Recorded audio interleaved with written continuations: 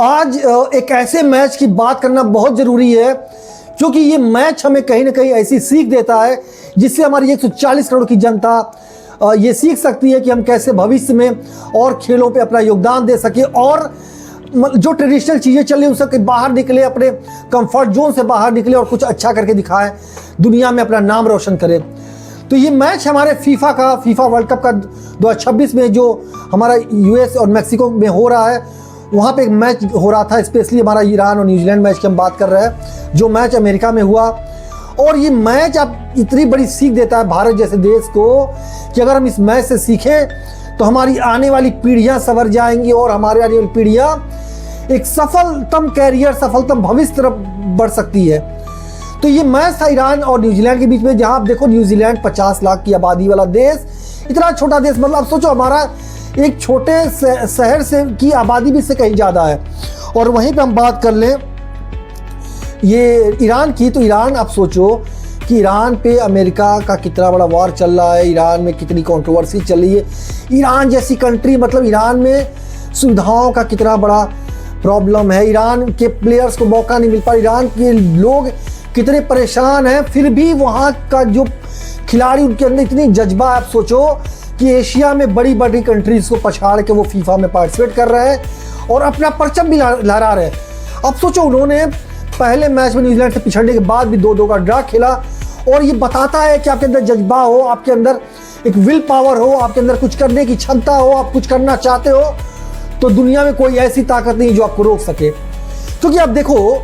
जब वो ईरान गया तो ईरान को अमेरिका ने पहले ही बोल दिया था कि ईरान अमेरिका में अपना मैच खेलेगा और उसको तुरंत वहाँ से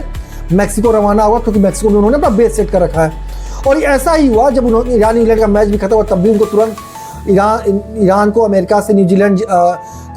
के साथ ड्रॉ खेलने के बाद मैक्सिको जाना पड़ा।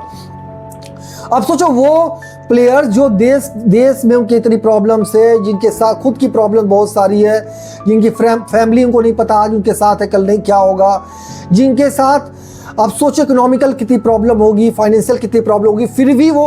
उस जज्बे के साथ खेल रहे हैं, अपने देश को रिप्रेजेंट कर रहे हैं। तो एक सवाल तो हमारे जेहन में ज़रूर आता है, और ये सवाल ऐसा नहीं है कि सिर्फ मेरे जेहन में आ रहा है, ये सवाल 140 करोड़ हर भारतीय के जेहन में आ रहा होगा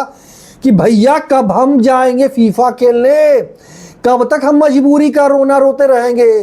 कब तक हम ये ढपली लेके बजाएंगे कि अरे भैया मोदी जी ने कह दिया ये कर लो, योगी जी ने कह दिया ये कर लो, केजरीवाल ने कह दिया ये कर लो,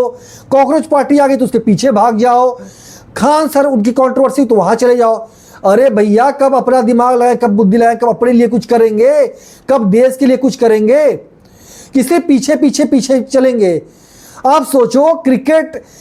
एक ऐसा खेल है इंडिया में जिसके पीछे लोग पागल हैं। अरे मेरे भाई क्रिकेट और आप देख लो अदर स्पोर्ट्स में कितना ज़मीन आसमान का फ़र्क है।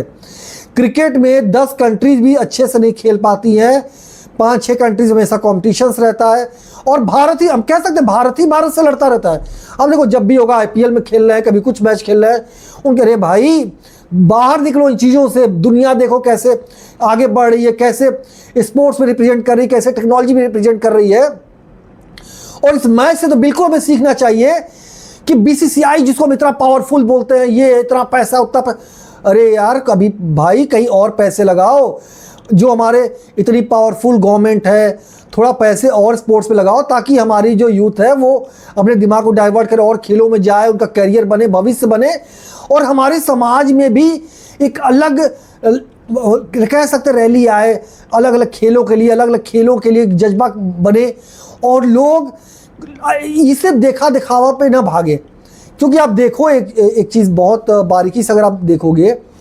तो पिछले 15-20 साल से देख रहे क्रिकेट को लोग मतलब भगवान से ज़्यादा पूछते हैं, मतलब ऐसा लगता है क्रिकेट के अलावा उनके पास कुछ है ही नहीं टॉपिक। आप बट वही आप देखो फुटबॉल की बात कर ले तो फुटबॉल में आज के टाइम में कितनी कंट्रीज़ खेल रही हैं, कितनी कंट्रीज़ पार्टिसिपेट नहीं कर पा रही है क्योंकि वो लड़ नहीं पाती, और हमारी कंट्री कहाँ पे स्टैंड करती है। हम एशिया में भी टॉप 10 टॉप 5 में रहने की औकात रखते हैं, और हम बात करते हैं सुपर पावर बनने की। अरे भाई पहले स्पोर्ट्स में सुपर पावर बन जाओ, तब ना आप किसी चीज़ में सुपर पावर बनोगे। आप एटलीस्ट अब किसी ऐसे मंच में जाकर अपने आपको रिप्रेजेंट तो करो, कोई एक ऐसा स्पोर्ट्स दिखा दो जो ग्लोबल स्पोर्ट्स हो जहां हम रिप्रेजेंट कर पा रहे हो। और रही बात क्रिकेट की, तो क्रिकेट कभी हमारा ग्लोबल स्पोर्ट्स हुआ ही नहीं, क्योंकि जहाँ पे 8-10 कंट्री गिनी चुनी है, वो भी वहाँ पे देखो ना अमेरिका खेलता है ना यूरोपियन बहुत सारे कंट्रीज़ खेलते हैं, जो भी पावरफुल देश नहीं खेलते हैं।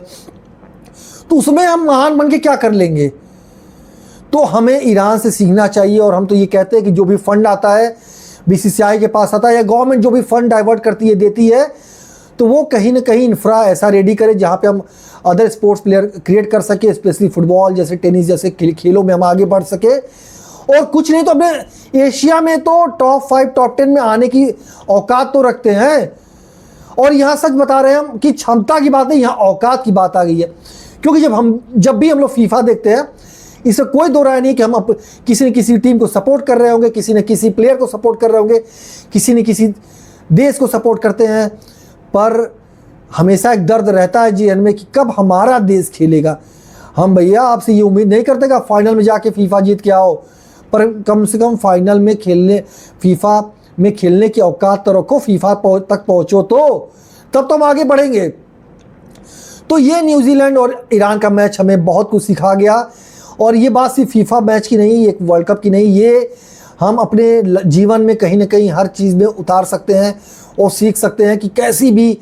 प्रॉब्लम हो, कैसी भी दुर्दशाएं हो, कैसी भी इश्यूज़ हो, कुछ भी हो, इवन हमारी फैमिली भी प्रॉब्लम होगी, अगर हमें जज्बा है कुछ करने का, हमें कुछ करना, हम किसी चीज़ के लिए लड़ रहे हैं, तो वो चीज़ हम करके रहेंगे, वो चीज़ पा के रहेंगे, उसके लिए दुनिया चाहे कहीं की कहीं हो जाए। क्योंकि ये जन्म भी हमें एक ही बार मिला है, ये लाइफ भी ओनली वंस है। और इसको कभी ऐसा नहीं होना कि जो हमें मौका मिला उसको मौका गवा दे सिर्फ सो के और खा के। तो प्लीज़ फॉलो मी, सब्सक्राइब मी, और ऐसी खबरों के लिए